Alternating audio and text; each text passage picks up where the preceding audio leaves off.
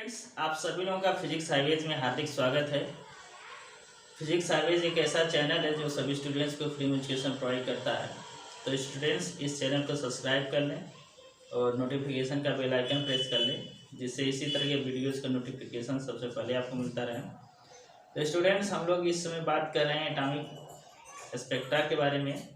और atomic spectra में हम लोगों ने अभी तक कवर किया है बोर्स थियरी का पूरा डिटेल, हाइड्रोजन स्पेक्ट्रा का डिटेल पढ़ा है, और उसमें रिडबर्ग कास्टेन जो आता है उसको भी हमने स्टडी किया है। और उसके साथ ही साथ हमने ये भी देखा कि रिडबर्ग कास्टेन जो है वह किस तरह से जो है कि न्यूक्लियर मास पर डिपेंड करता है, जो कि बोर्स थ्योरी में करेक्शन को अप्रिसिएट करता है।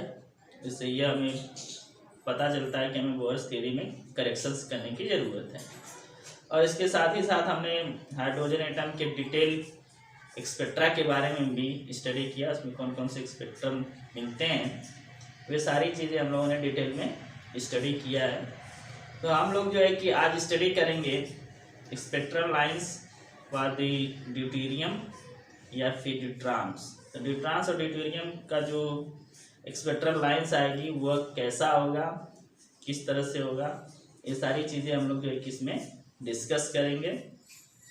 तो जैसा कि हमें पता है कि ड्यूट्रॉन जो होता है वो एक हाइड्रोजन एटम का आइसोटोप होता है, जिसमें एक प्रोटॉन और एक न्यूट्रॉन होते हैं न्यूक्लियस के अंदर, और एक इलेक्ट्रॉन्स होते हैं। और इसका मास जो होता है वो नियरली जो है कि हाइड्रोजन एटम के मास का क्या होता है, डबल होता है, जस्ट डबल। तो इसका जो है कि स्पेक्ट्रम जो आएगा, यदि हम इसको रिडबर्ग कास्टेन का डिपेंडेंसी देखें न्यूक्लियर मास पर, तो यहाँ पर न्यूक्लियर मास जो है न्यूट्रॉन में वो हाइड्रोजन के कंपेरिजन में क्या हो जा रहा है, डबल हो जा रहा है। तो जो वेवलेंथ होता है वह न्यूक्लियर मास या रिडबर्ग कास्टेन पर इन्वर्सली जो है कि डिपेंड करता है। जब न्यूक्लियर मास इंक्रीज कर जाएगा तो जो स्पेक्ट्रल लाइंस होंगी वेवलेंथ के करस्पॉन्डिंग, जो वेवलेंथ को करस्पॉन्ड करेंगे वो क्या होंगी, वेवलेंथ जो होगा उसका डिक्रीज कर जाएगा।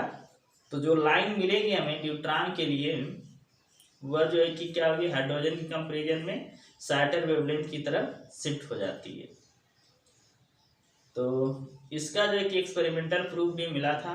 यूरी ने 1932 में यूरी ने जो एक एक्सपेरिमेंट किया, रिकॉर्ड किया हाइड्रोजन स्पेक्ट्रम, और उसमें उन्होंने देखा कि हाइड्रोजन स्पेक्ट्रम के साथ ही साथ जो है कि जितने हाइड्रोजन लाइंस मिलती है उसके करस्पॉन्डिंग जो है कि सारी लाइनों के करस्पॉन्डिंग जो है कि और एक लाइन मिलती है जिसकी इंटेंसिटी काफ़ी कम होती है, जो कि ड्यूट्रॉन या ड्यूटेरियम स्पेक्ट्रम को करस्पॉन्ड करती है। तो इसका जो है कि हम लोग डिटेल में स्टडी करेंगे। यदि एग्जाम में आता है यह कि ड्यूट्रॉन का स्पेक्ट्रम कैसे होगा, बताइए, समझाइए, तो उसको जो है कि यहाँ पर जो हमने लिखा है वो सब लिख करके आपको एग्जाम में आना है। तो इसमें हम लिखेंगे H Rydberg constant varies with the mass of nucleus and results in the discovery of deuteron या deuterium which is also known as heavy hydrogen. तो हमें पता है जो रिडबर्ग कांस्टेंट होता है न्यूक्लियर मास या न्यूक्लियस के मास पर डिपेंड करता है, डायरेक्टली प्रोपोर्शनल होता है। और इसी के डिपेंडेंसी की वजह से हमें जो है कि डिस्कवरी हुई थी ड्यूट्रॉन की या फिर ड्यूटेरियम की, जिसको जी हैवी हाइड्रोजन भी कहा जाता है। And deuteron is a isotope of hydrogen which nucleus has a mass nearly double the mass of hydrogen nucleus। Hydrogen nucleus का डबल जो है कि ड्यूट्रॉन का न्यूक्लियस का मास होता है। ये ड्यूट्रॉन एटम जिसके लिए Z=1 होता है और A जो होता है 2 होता है। Z क्या है, एटॉमिक नंबर, और A जो है एटॉमिक मास है। तो ड्यूट्रॉन के लिए एटॉमिक नंबर जो 1 होता है और एटॉमिक मास 2 होता है, जबकि हाइड्रोजन के लिए एटॉमिक नंबर 1 होता है और एटॉमिक मास भी क्या होता है, 1 होता है। The neutron atom contains a neutron and a proton inside nucleus and only one electron outside nucleus. तो इसमें दो जो है कि एटॉमिक नंबर होने की वजह से इसमें एक न्यूट्रॉन और एक प्रोटॉन होता है और एक इलेक्ट्रॉन होता है एटॉमिक नंबर 1 होने की वजह से. Therefore, the wavelengths of the spectral lines of neutron will be slightly shorter than those of the corresponding spectral lines of hydrogen. तो न्यूक्लियर मास डबल होने की वजह से जो स्पेक्ट्रल लाइन में वेवलेंथ जो होगी लाइंस की वो न्यूट्रॉन के लिए क्या होगी, शॉर्टर होगी as compare to the hydrogen spectral lines. The general nature of the spectrum of both hydrogen and neutron will be exactly the same because both have equal number of electron, that is 1. तो जो spectral lines होगी neutron की वो क्या होगी, similar होगी as the spectral lines of hydrogen, क्योंकि दोनों ही हाइड्रोजन और न्यूट्रॉन में जो इलेक्ट्रॉन्स होता है, नंबर ऑफ इलेक्ट्रॉन्स वो क्या होता है 1 होता है. बस मास का जो है कि डिफरेंस होता है न्यूक्लियर मास का. तो जो नेचर होगा दोनों स्पेक्ट्रल लाइंस का वो सेम होगा, जबकि उसका पोजीशंस क्या होगा, डिफरेंट होगा. न्यूट्रॉन का जो स्पेक्ट्रल लाइंस आएगी वो हाइड्रोजन की स्पेक्ट्रल लाइन से शॉर्टर वेवलेंथ की साइड में होगी. इन 1932 Yuri photograph hydrogen spectrum by using large concave grating. तो 1932 में यूरी ने हाइड्रोजन स्पेक्ट्रम को फोटोग्राफ पर रिकॉर्ड किया by using large concave grating. Large concave grating का यूज करके स्पेक्ट्रम को रिकॉर्ड किया and found that it hydrogen line, और उन्होंने ये पाया कि जितने भी हाइड्रोजन लाइंस हैं वाज एक्कम्प्लीज्ड बाय अनदर फेंट लाइन. तो उन्होंने देखा कि जितनी भी हाइड्रोजन लाइनें आती हैं सारी हाइड्रोजन लाइन के रिस्पॉन्डिंग जो है कि एक फेंट लाइन भी हमें मिलती है which intensity is almost 0.015% of the main hydrogen line. तो जो फेंट लाइन मिलती है उसकी जो इंटेंसिटी होती है मेन हाइड्रोजन लाइन की इंटेंसिटी का 0.015% होता है. And on the shorter wavelength side, और ये लाइन जो आती है वो शॉर्टर वेवलेंथ साइड में मिलती है. ही मेजर द वेवलेंथ डिफरेंस, तो उन्होंने वेवलेंथ का डिफरेंस मेजर किया जो मेन हाइड्रोजन स्पेक्ट्रम की लाइन है और ड्यूट्रॉन या ड्यूटेरियम की जो लाइन है उसका जो है कि कितना वेवलेंथ डिफरेंस आ रहा है उसको उन्होंने मेजर किया. एंड और इसके रिजल्ट के बेसिस पर ही proposed that ordinary hydrogen contains nearly 99.985% hydrogen atom. और उन्होंने ये देखा कि जो ऑर्डिनरी हाइड्रोजन एटम्स लेते हैं तो उसमें जो है कि 99.985% जो है कि हाइड्रोजन एटम होता है और उसमें जो है कि 0.015% जो है कि आइसोटोप होता है हाइड्रोजन एटम का. An isotope of hydrogen atom called deuterium या फिर ड्यूट्रॉन, जिसको ड्यूट्रियम या ड्यूट्रॉन बोलते हैं. Which nucleus has a mass almost exactly double that of the ordinary hydrogen atom.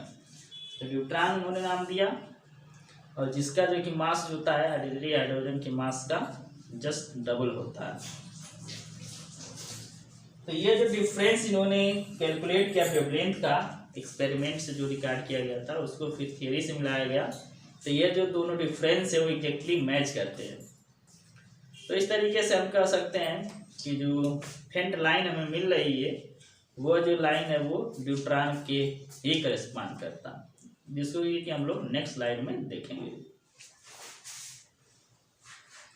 तो students, in the spectrum of hydrogen atom the first line H alpha जो कि correspond करती है wavelength 6563 angstrom means 6563 angstrom of Balmer series is produced due to jump of electron from third to second orbital.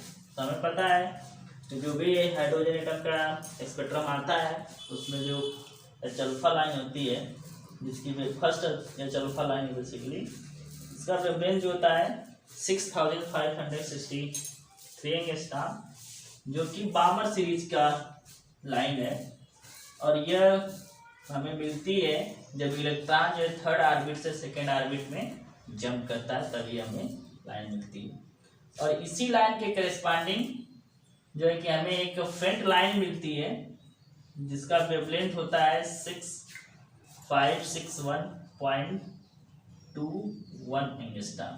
तो वही यहाँ पर है, it is accompanied by a faint line of wavelength lambda equal to 6561.21 angstrom, means 6561.21 angstrom, which is shattered by delta L equal to 1.79 angstrom as compared to the hydrogen line of H alpha line of hydrogen atom।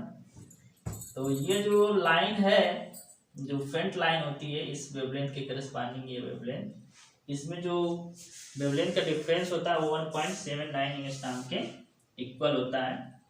तो theoretically यदि हम इसकी wavelength को find out करें H alpha line जो hydrogen atom के लिए है, तो ये क्या होगी 1/λh equal to RH into 1/2 square minus 1/3 square equal to, इसको हम सॉल्व करेंगे क्या आएगा 5RH/36। यहाँ पर RH जो है कि Rydberg constant for hydrogen atom, ये होता है mu e⁴/8 epsilon 0 c h⁻3। Mu क्या है, रिड्यूस मास, ये होता है m capital MH upon small m plus capital MH।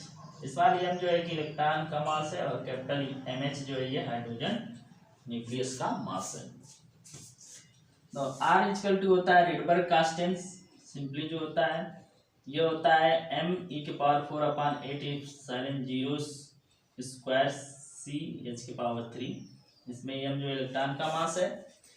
इसके बाद यदि हम रेशियो लेते हैं RH/R का, तो ये आएगा μ/m आएगा, यहाँ से हम देख सकते हैं μ/m आएगा। म्यू की वैल्यू यहाँ से हम रख देंगे, तो ये होता है म्यू की वैल्यू, और डिवाइड कर देंगे स्मॉल m से, तो ये आ जाएगा कैपिटल MH/स्मॉल m प्लस MH, या फिर यहाँ से कैपिटल MS से हम डिवाइड कर दें तो ये 1/1 plus small m upon capital MH आ जाएगा। तो ये जो है कि हाइड्रोजन एटम्स के लिए जो वेवलेंथ है वो आया, और इसी के करस्पॉन्डिंग जो सेम ट्रांजिशन के जो होगा ड्यूटेरियम एटम में, उसके लिए वेवलेंथ हम लिख सकते हैं 1/λd इक्वल टू क्या होगा RD, यहाँ पर RH जो आ रहा था यहाँ पर RD आएगा, इंटू 1/2 स्क्वायर माइनस 1/3 का स्क्वायर, और इसको सॉल्व करेंगे तो ये आएगा 5RD/36। RD इक्वल टू क्या है R/1 plus M/, capital MD यहाँ से लिख सकते हैं। यहाँ से देख सकते हैं RH/R जो आ रहा है 1/1 प्लस M/MH आ रहा है, उसी तरह से RD को हम लिख सकते हैं R/1 प्लस M/MD। तो स्टूडेंट्स अब यहाँ से हम डिफरेंस ले लेंगे R λh और λd का, तो λh minus λd equal to हो जाएगा, तो इसका हम इन्वर्स करके लिखेंगे तो ये हो जाएगा 36/5 RH माइनस 36/5 RD। अब यहाँ से 36/5 कॉमन ले लेंगे और 1/h की वैल्यू यहाँ रख देंगे और यहाँ पर 1/RD की वैल्यू रख देंगे, ये आ जाएगा। R यहाँ पर कॉमन है, कॉमन ले लेंगे तो 36/5 हो जाएगा, ब्रैकेट में आएगा, यहाँ से सॉल्व करेंगे तो ये कट जाएगा, ये बचेगा M/, capital MH minus small m/, capital MD आएगा। तो स्टूडेंट्स हमें पता है कि MD जो होता है वो MH का 2 टाइम्स होता है, तो MD इक्वल टू 2mH लिख सकते हैं, और λh जो है 36/5 R होता है, जो कि 63 एंगस्ट्रॉम होता है, मीन 6563 एंगस्ट्रॉम। इसकी वैल्यू यहाँ पर पुट कर देंगे तो λh minus λd equal to हो जाएगा 36563 मीन्स 3563 एंगस्ट्रॉम। यहाँ वैल्यू हमने रख दिया इसकी वैल्यू। और ये हो जाएगा एम की वैल्यू 2 mH रखेंगे और इसको सॉल्व करेंगे तो m/2 mH आएगा। तो ये हमने रख दिया m/2 mH। और हमें पता है कि जो mH होता है इसकी वैल्यू 1/1837 होता है। इसकी वैल्यू हम यहाँ पुट कर देंगे और इसको सॉल्व करेंगे तो यह 1.79 एंगस्ट्रॉम के इक्वल आता है, जो कि एक्सपेरिमेंटली जो ऑब्टेन किया गया यूरी द्वारा डिफरेंस, वो डिफरेंस के ही इक्वल आता है। मीन्स यहाँ पर जो एक्सपेरिमेंटल वैल्यू है और थ्योरेटिकल वैल्यू है, दोनों क्या करते हैं, एक दूसरे को एग्री करते हैं। तो इसका मतलब ये होता है जो हाइड्रोजन स्पेक्ट्रम में जो फेंट लाइन मिल रही है वह कोई और लाइन नहीं है, बल्कि वो ड्यूट्रॉन एटम की वजह से जो है कि स्पेक्ट्रल लाइन्स हमें मिल रही है। तो इस तरीके से स्टूडेंट्स हम जो है कि हाइड्रोजन एटम के साथ ही जो है कि ड्यूट्रॉन एटम से जो है कि स्पेक्ट्रल लाइन्स प्राप्त करते हैं, मिलता है हमें, जो कि इंटेंसिटी में हाइड्रोजन एटम के लाइन की इंटेंसिटी से काफ़ी कम होती है, जो कि 0.015% ही होती है। तो इस तरीके से जो है कि हम ड्यूट्रॉन एटम से स्पेक्ट्रल लाइन्स को रिकॉर्ड करते हैं। तो ये पूरा है, इसको आप लिख सकते हैं, इसको नोट कर लीजिएगा। वीडियो पास करके आप लोगों ने नोट कर लिया होगा। तो आई होप ड्यूटेरियम का जो स्पेक्ट्रल लाइन्स था ये किस तरह से आता है, इसका क्या बेसिक एक्सप्लेनेशन है, ये आपको समझ में आ गया होगा। तो इस वीडियो में इतना ही, फिर मिलते हैं दूसरे वीडियो में नए कंसेप्ट के साथ, नए टॉपिक के साथ। तब तक के लिए धन्यवाद। जय हिंद। हमारी भी खाना बनाने वाली है।